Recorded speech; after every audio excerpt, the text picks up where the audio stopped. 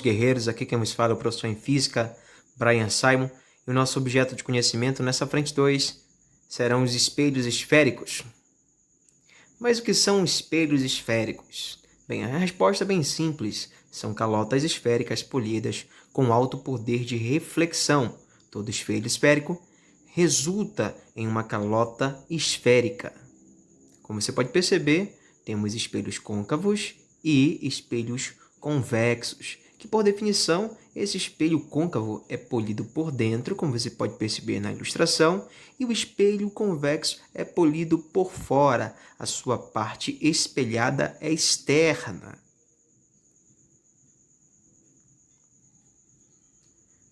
Eis aqui então um modelo representativo de espelho côncavo e convexo. Mais uma vez. Vamos então aos elementos geométricos de um espelho. Você pode perceber, existe um centro de curvatura, que é o centro da esfera que originou o espelho. O vértice é o centro geométrico do espelho. O raio de curvatura é o raio da esfera que originou o espelho. E o foco, que é o ponto do eixo principal para onde convergem os raios incidentes paralelos ao eixo principal, como você pode perceber na ilustração. E detalhe, esse foco ele resulta na metade do raio. Bem, vamos então ao foco da imagem de um espelho esférico, que no qual é um ponto de encontro dos raios refletidos ou de seus prolongamentos, como você pode perceber no espelho côncavo, dos raios propriamente ditos, e do espelho convexo, os prolongamentos, como retrata a ilustração. Uma observação interessante é que no espelho côncavo, ele tem natureza real, onde fica na frente do espelho, correto? E o foco do espelho convexo tem natureza virtual, que fica atrás do espelho. Como você pode perceber, onde temos aqui os prolongamentos de raios incidentes sobre esse ponto. Vamos então às propriedades dos raios incidentes.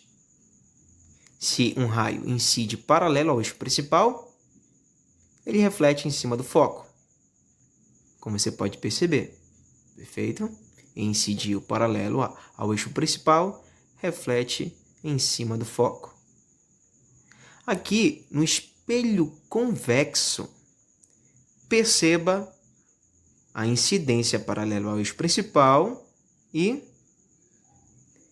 a reflexão e o prolongamento em cima do foco. Como você pode perceber na projeção. Incidência ao eixo principal, aí ele reflete o seu prolongamento, em cima do foco. Esse foco aqui é o foco virtual. Vamos então aos raios notáveis. Número 1. Aqui um espelho côncavo, correto? Todo raio de luz que incide paralelamente ao eixo principal reflete-se numa direção que passa pelo foco. Incide paralelo, passa pelo foco.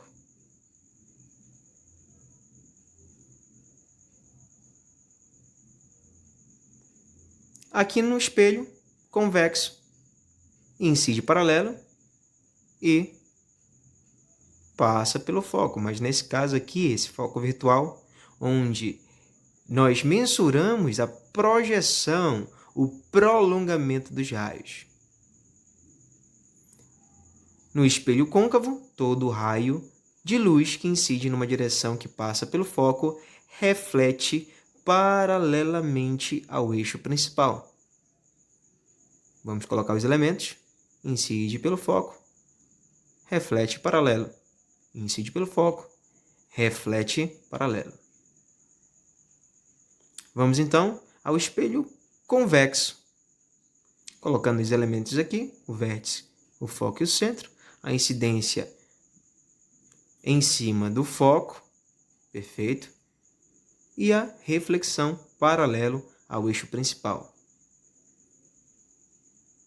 Percebe que essa incidência é um prolongamento do raio incidente. Agora, todo raio de luz que incide numa direção que passa pelo centro de curvatura reflete sobre si mesmo. Perceba no espelho côncavo. Vou colocar aí agora os elementos, centro, foco. E olha só o que vai acontecer. Ele reflete, volta pelo próprio centro, incide sobre o centro, reflete sobre o centro. Vamos perceber isso agora no espelho convexo. Colocando agora os elementos, incidindo em direção ao centro e refletindo por ele. Perfeito? Muito simples. Agora, todo raio de luz que incide no vértice do espelho reflete-se simetricamente em relação ao eixo principal. Vamos ver aqui no espelho côncavo, colocando os elementos.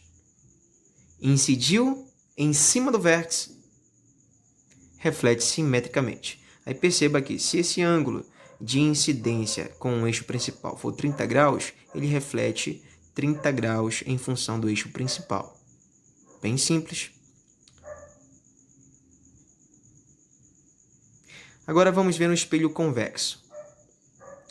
Incidiu pelo vértice, refletiu simetricamente em função do eixo principal. Formação de imagens. Bem, no primeiro caso, temos um objeto além do centro de curvatura. Vamos colocar a ilustração, perfeito? Vamos incidir aqui, colocar primeiramente os elementos, colocar o objeto antes do centro de curvatura, como retrata a ilustração. E esse objeto é uma árvore, correto? Eu vou incidir um raio luminoso, incidiu paralelo ao eixo principal e reflete sobre o foco. Mais um outro raio incidente que passou pelo foco, refletindo agora paralelamente. Perfeito? Aí temos a formação de uma imagem que tem as seguintes características. Vamos acompanhar. Ela é real, porque ela é feita pelos próprios raios, os raios propriamente ditos. Ela é menor e é invertida. Isso no espelho côncavo, correto? Vamos então ao segundo caso, quando o objeto está no centro de curvatura. Colocando os elementos, incide paralelo ao eixo principal e reflete em cima do foco. Incide sobre o foco, reflete paralelo. Temos então, nesse espelho côncavo, a seguinte imagem. Uma imagem real, igual e invertida. Vamos ao terceiro caso. Objeto entre o centro de curvatura e o foco. Vamos colocar aqui a ilustração, os elementos. Incidiu paralelo ao eixo principal, reflete sobre o foco. Incidiu sobre o foco, reflete paralelo. Aí você tem aqui no espelho côncavo, nesse terceiro caso, uma imagem com a seguinte característica. Ela é real, maior e invertida. Maior em relação a quem? Ao objeto. Vamos então a um quarto caso, o objeto no foco. Colocando aqui os elementos, colocando o objeto em cima do foco. Incidiu paralelo, reflete sobre o foco. Incidiu sobre o foco. Aqui nesse caso, vamos incidir sobre o vértice, correto? Incidiu sobre o vértice, reflete simetricamente. Temos aqui a seguinte característica da imagem. Imprópria. A imagem é considerada imprópria. Achamos o ponto cego desse espelho, onde o objeto é colocado em cima do foco.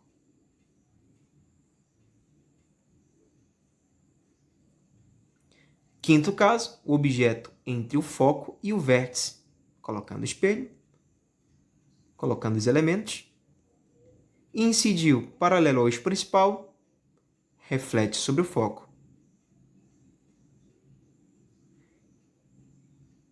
Aí você tem a seguinte imagem com a seguinte característica. Perceba que essa imagem ela é projetada pelos prolongamentos dos raios luminosos, correto? E toda vez que ela for projetada pelos prolongamentos, ela será virtual. No caso, ela é virtual, ela é maior que o objeto e ela é direita. Vamos então ao espelho convexo, com a superfície polida, refletora para fora da calota. Vamos colocar os elementos. Perfeito. Incidiu paralelo ao eixo principal. Perceba. Reflete com o seu prolongamento em cima do foco. Temos então a seguinte imagem. Virtual, porque ela é feita pelos prolongamentos dos raios, menor e direita. Vamos então ao estudo analítico sobre a relação dessas imagens e dos objetos colocados em funções dos pontos que nós falamos. Antes do centro de curvatura, em cima do centro de curvatura, entre o centro e o foco e depois do foco. Perceba aqui que temos o tamanho do objeto, o tamanho da imagem. Perfeito? Temos então uma distância do objeto até o espelho, que eu chamo de P, e temos uma distância da imagem, até o espelho. Então, temos as seguintes relações matemáticas a computar. Pela equação de Gauss, como é que eu acho esse foco? Esse inverso da distância focal, ele é equivalente ao inverso da distância do objeto até o espelho, mais o inverso da distância da imagem até o espelho. Temos também que computar a amplitude linear, que é a razão entre o tamanho da imagem, perfeito, e o tamanho do objeto. Esse aumento linear também ele é equivalente a menos a distância da imagem até o espelho sobre a distância do objeto até o espelho, que você pode perceber que é um espelho côncavo. Tranquilo?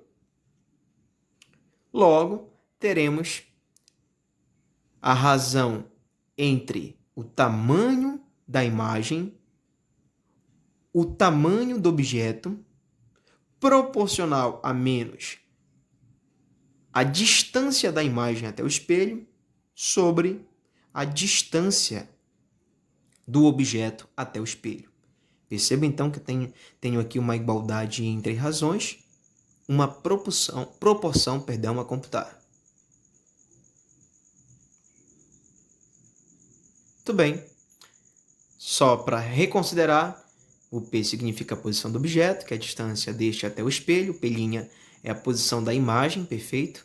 Se esse P', a posição da imagem, for maior que zero, a imagem é denominada de real. Se o P', que é a posição da imagem em relação ao espelho, for negativo, a imagem é virtual. Lembrando que o O é a altura do objeto e I é a altura da imagem. Se I for maior que zero, a imagem é chamada de direita. Se I for menor que zero, ela é chamada de invertida, correto? E o foco, ou distância focal, é a metade do raio.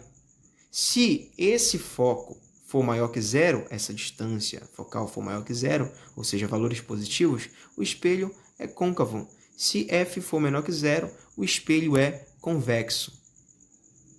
E o que é interessante é o seguinte, vou fazer mais uma relação.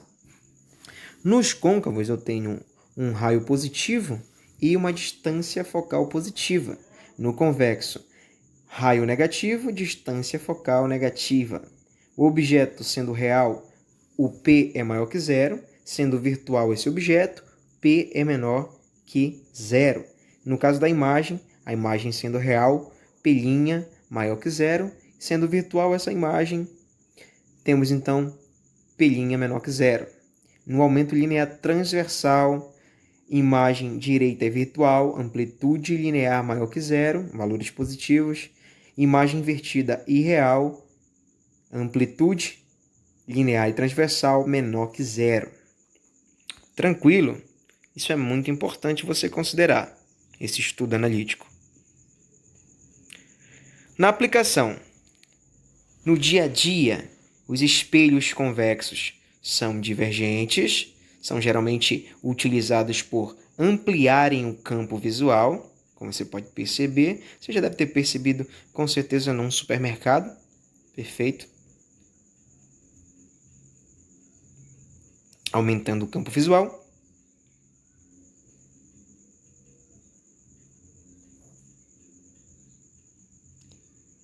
E os espelhos côncavos são denominados de convergentes. São geralmente utilizados por concentrarem os raios luminosos ou mesmo por formarem imagens ampliadas. Vamos então às atividades. Um objeto colocado muito além do centro de curvatura de um espelho esférico côncavo é aproximado vagarosamente dele, estando o objeto colocado perpendicularmente ao eixo principal, a imagem do objeto conjugada por este espelho antes de o objeto atingir o foco é. Pare um pouco, pense, caso contrário, vamos à resolução. Letra C, correto? Você percebe que a imagem do objeto conjugada pelo espelho antes de o objeto atingir o foco, antes é real, ela é invertida e se afasta do espelho. Mais uma vez, ela é real, invertida e se afasta do espelho. A vigilância de uma loja utiliza um espelho convexo de modo a poder ter uma ampla visão do seu interior. A imagem do interior dessa loja, vista através desse espelho, será... Pare um pouco, leia com cuidado as alternativas. Caso contrário, vamos à resolução. Teremos uma... Muito bem, então vamos à resolução. A formação de imagem dos espelhos convexos.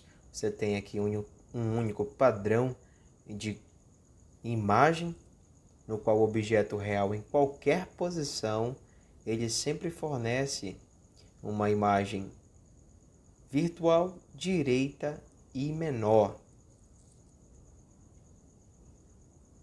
Até a próxima aula e um forte abraço. A vitória é sua!